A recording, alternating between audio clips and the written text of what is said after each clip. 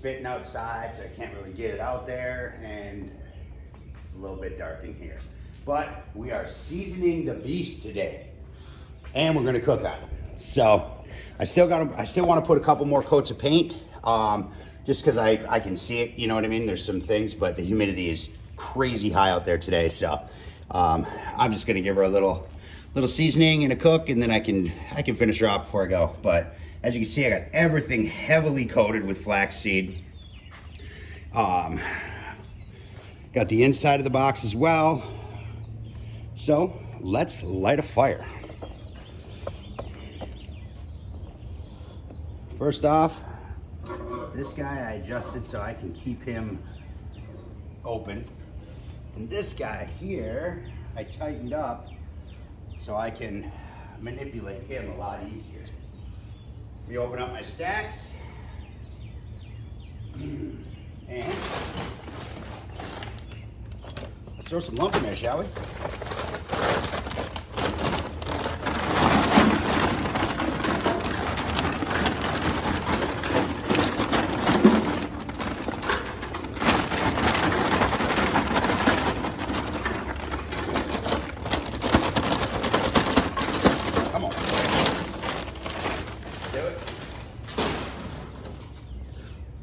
All right, so I'm gonna start my fire in the center of the box this time.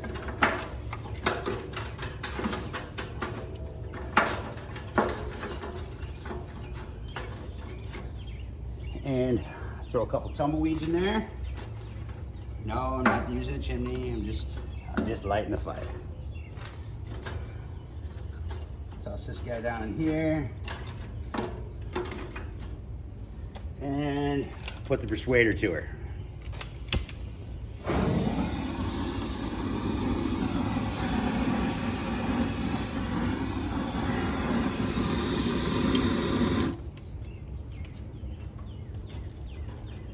Come on, buddy. You got it, you got it, you can do it.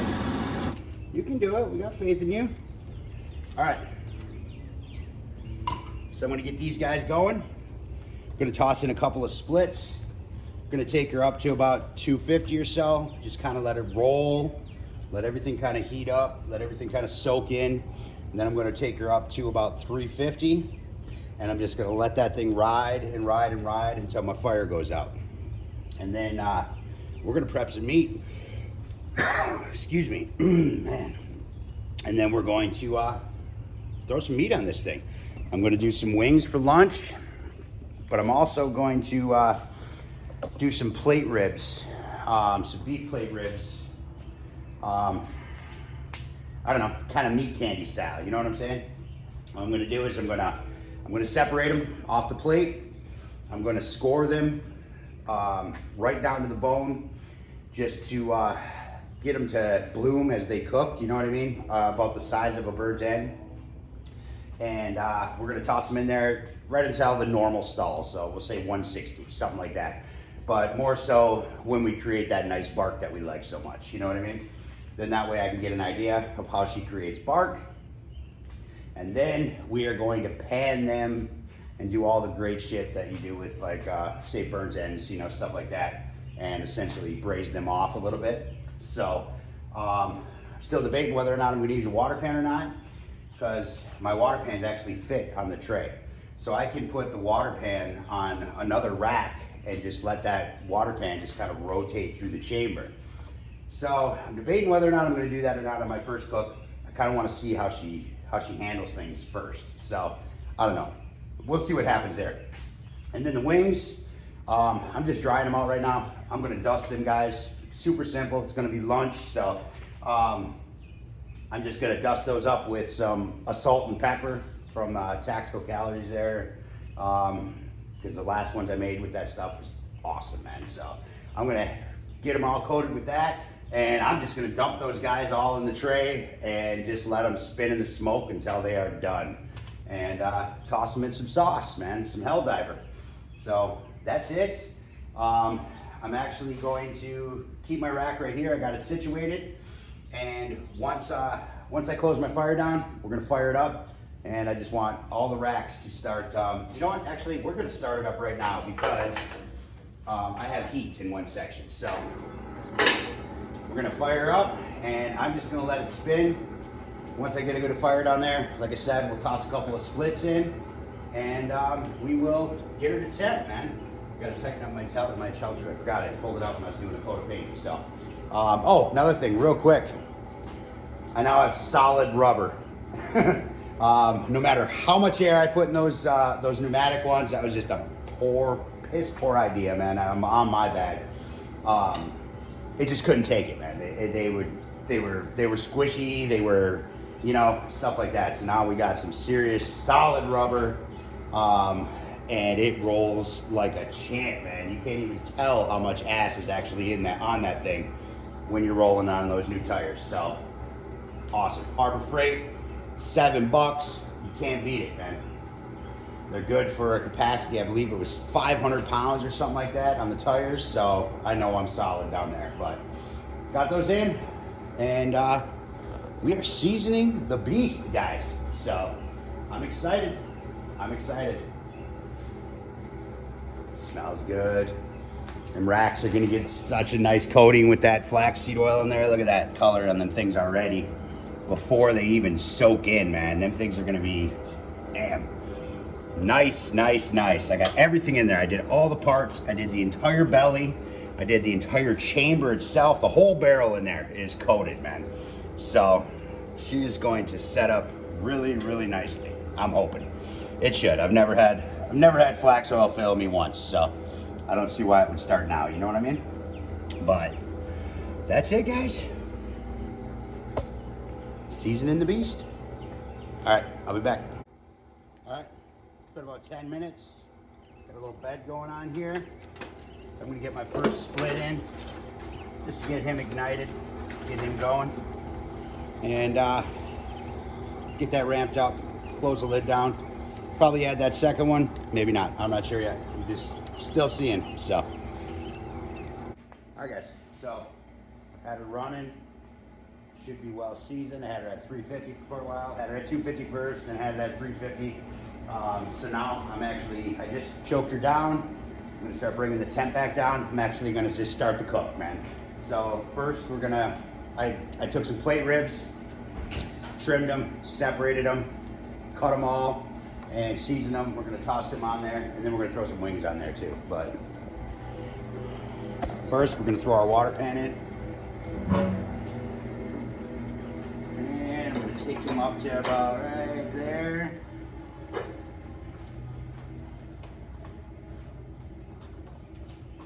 Put a water pan in, just like so. Fire back up. Should stay nice and even. Look at that. Clockwork, man. All right, so I'm gonna get this temp down to around the 300 mark and we'll toss our meat on there. All right, guys, so I realized what time it is. So I got the temp down a little bit.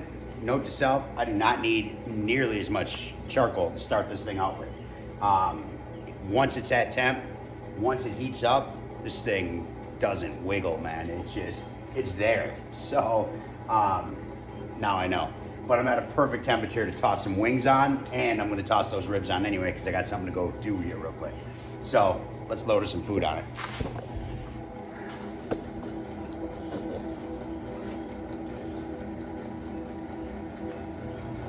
I'm going to go let her come around one time here, just till I get to that bottom tray.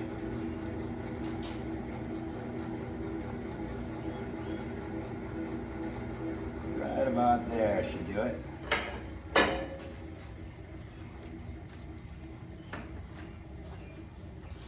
Got our wings here, coated with some salt and pepper.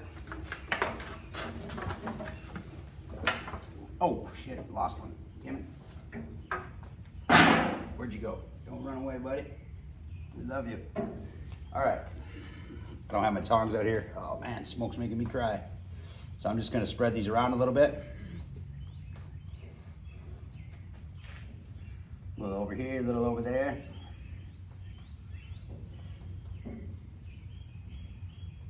Got our water water pan rolling. That was hot water, by the way. I'm not sure if I mentioned it. Man, it's smoking. It's good smoke though. That's what we like to see.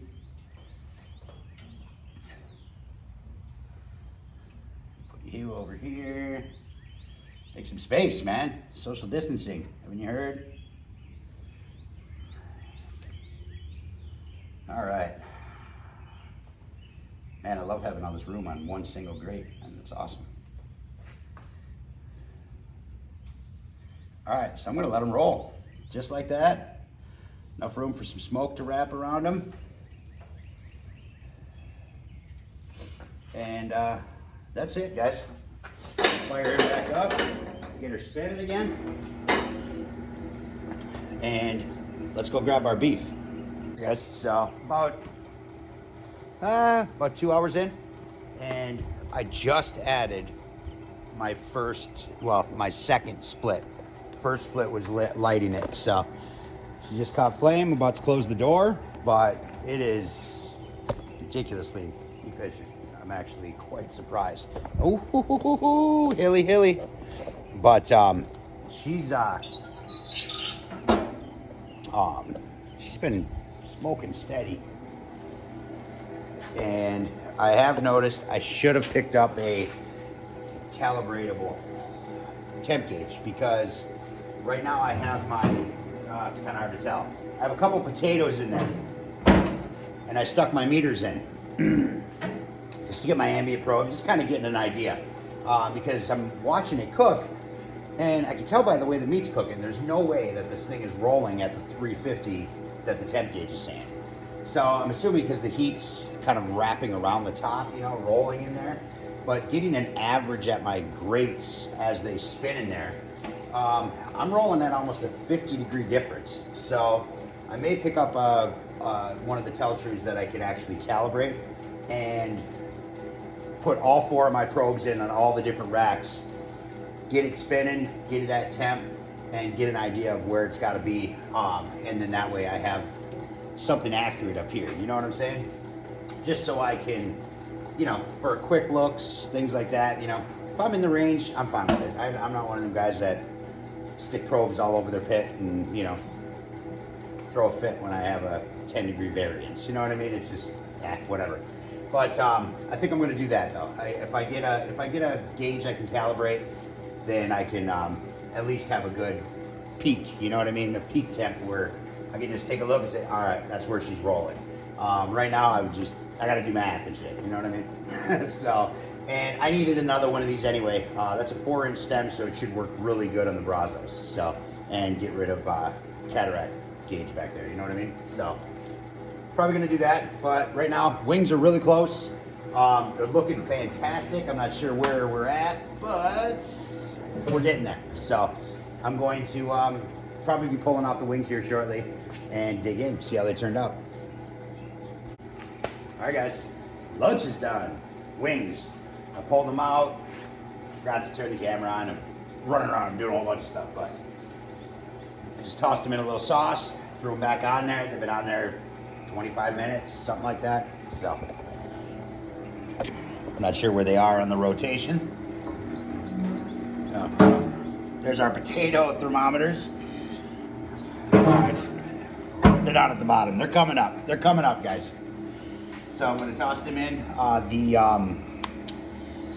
beef ribs, I'm just going to continue to let them go. Actually, I'll try to catch them here on this flip around, and you guys can check them out. They look stupid good, man. They're breaking down really nice. They're getting some serious color on it. So, all right, shut this guy off. Catch it on the flip side here. Even with the door open, when I was doing the sauce, the recovery is cake, man. Check these guys out. Nice wings. Oh man, smoke is just in my eyes. So I'm just gonna toss them all in this pan.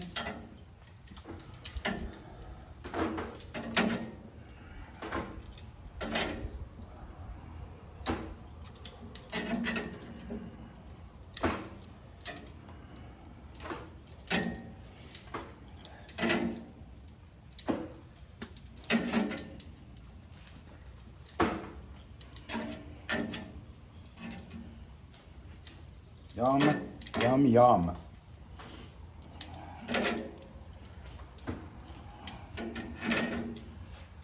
Awesome.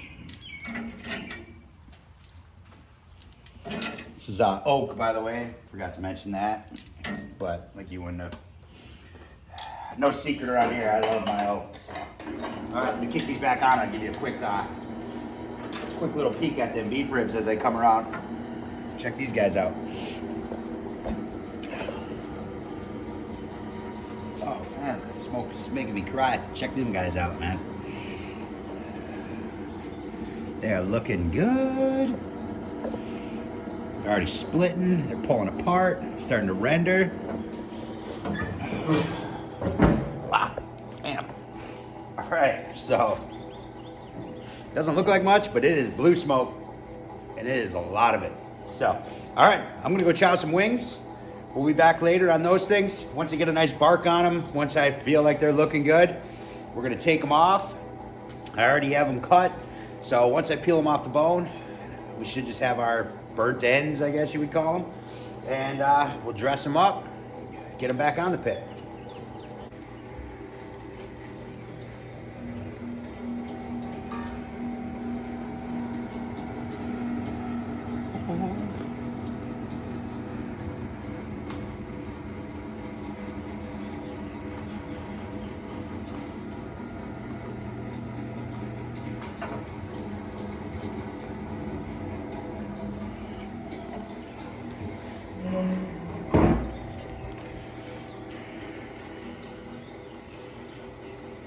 All right, guys, so I just checked them.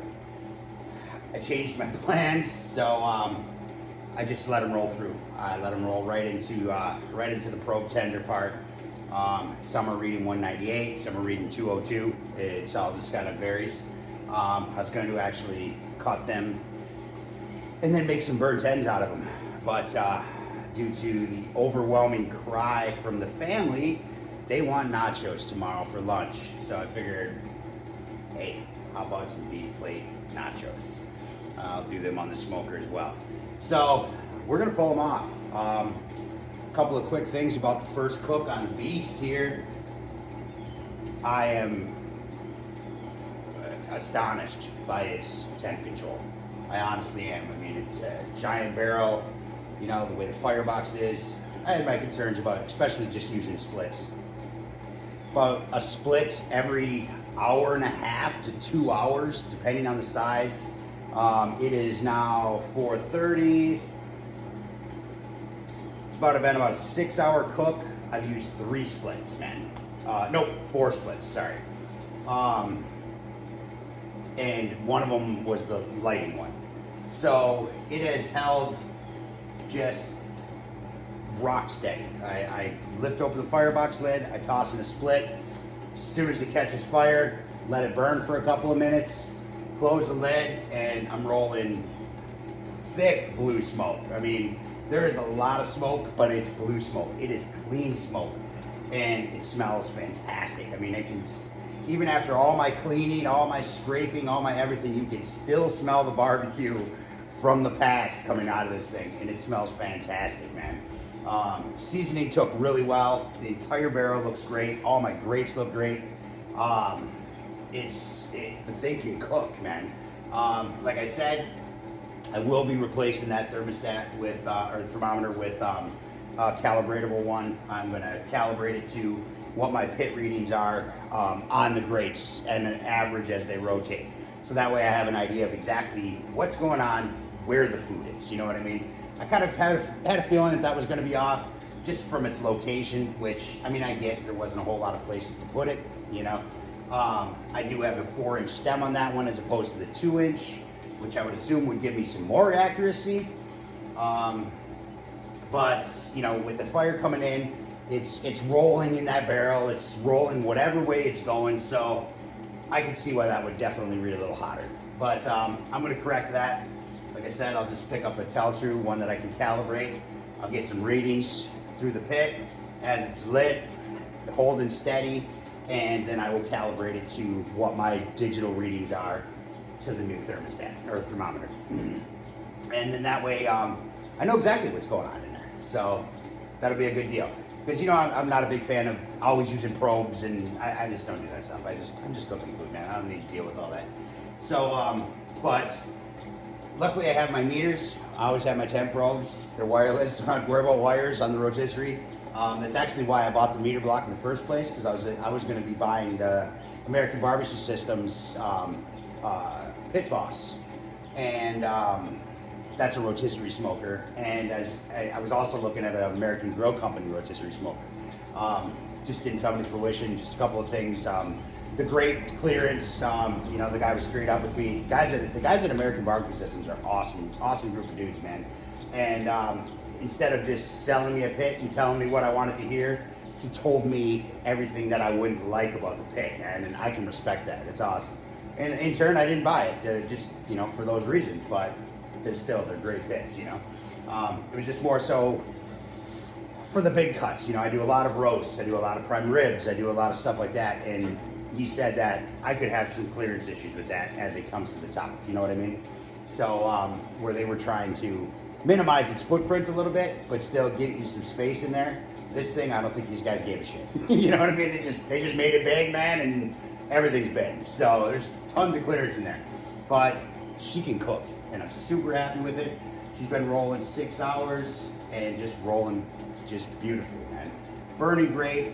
Super happy to see how my paint is holding up, especially on the firebox. Doesn't look any different than what it did when I started it this morning. So I'm super excited about that. For those that were asking, I used the 2,000 degree Rust-Oleum high heat max flat. I had 5 coats, maybe 6, I can't remember. A lot of that on there. And then currently I have 2 coats of the Krylon high temp, the max stuff, which is the gloss enamel. And that's good for 1,200 degrees. So I will be, now that it's all burnt in and set, I'm gonna give her just a quick wipe down. And when it's less humid out, hopefully this weekend, I'm gonna probably do another 2 coats on it, just to kind of even it out. There's a couple of spots that you can see where the enamel isn't, you know, you can still see the flat through it, you know what I mean? So, and just give her just a nice rounded coat. But it held up really well, man. So the paint, I'm super happy with the paint. The paint I used in Trend Killer sucked, man. I had to keep touching it up. And I even touched it up again before the guy came and got it. Just because it was, you know, just kept coming through, man. And I put a ton of coats on that thing. So that was Rust-Oleum too, but it wasn't the 2,000 degree max. So, but that's it, man. I'm gonna kill this thing. We're gonna pull these ribs off. Wait till you see them. They look fantastic. Never touched them, never spritzed them, nothing. They just been spinning in there, man. That's it. I also have an idea. My wife and I we came up with an invention. I'm not going to say much. She told me I cannot say anything about it. So hopefully she's not watching this video. But all I could say is I have an idea, and she had an idea. She mentioned it to me, and I kind of took it to another part. But what if you never had to spritz your meat again? And I might actually work that into this just to test it out. So I'm gonna try it. And I think it's gonna be super, super, super cool, man. But anyway, the beast can cook, and I'm super happy with it. But let's pull this meat off. Check this out. Where are we at? Oh man, I just missed it. Oh no, she's coming up. She's coming up.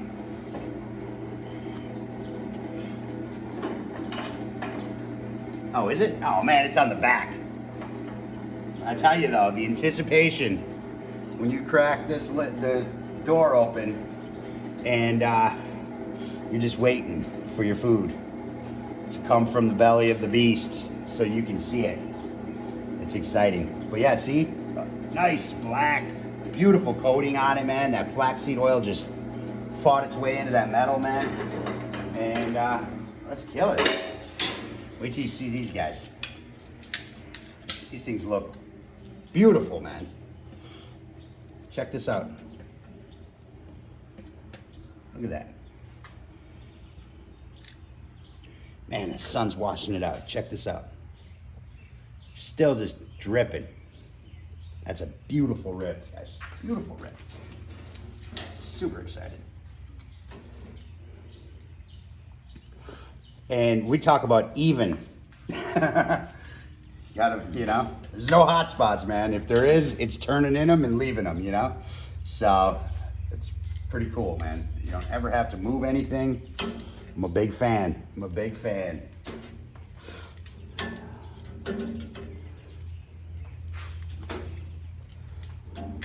Just like that.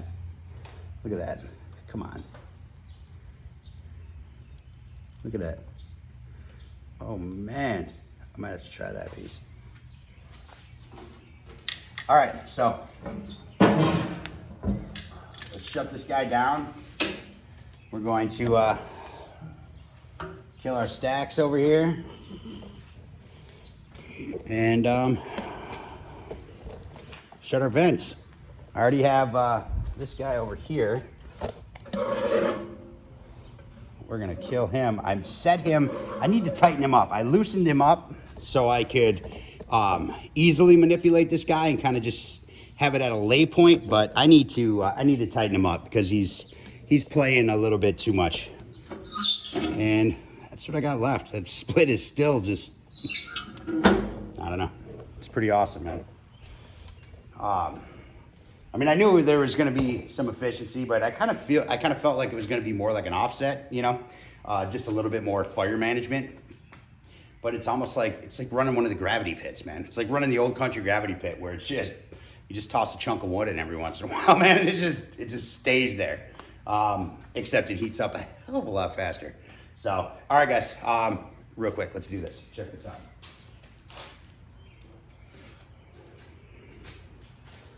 Look at this.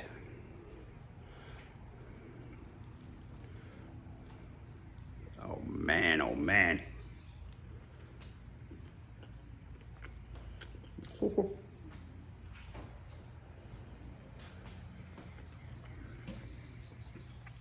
Holy shit. So much smokiness, but not that bitter, overpowering smoky. It's just wonderful smoke flavor. Tons of moisture still in there. Tender. I wish I would have showed you I'll show you smoking when I do the nachos tomorrow, because me and my wife are about to head out. But, and I have to go change. I look like I'm a bum, but it's got a ridiculous smoke ring on it. Holy shit. That's awesome. All right, guys. I better stop there, otherwise I'm not going to be able to eat.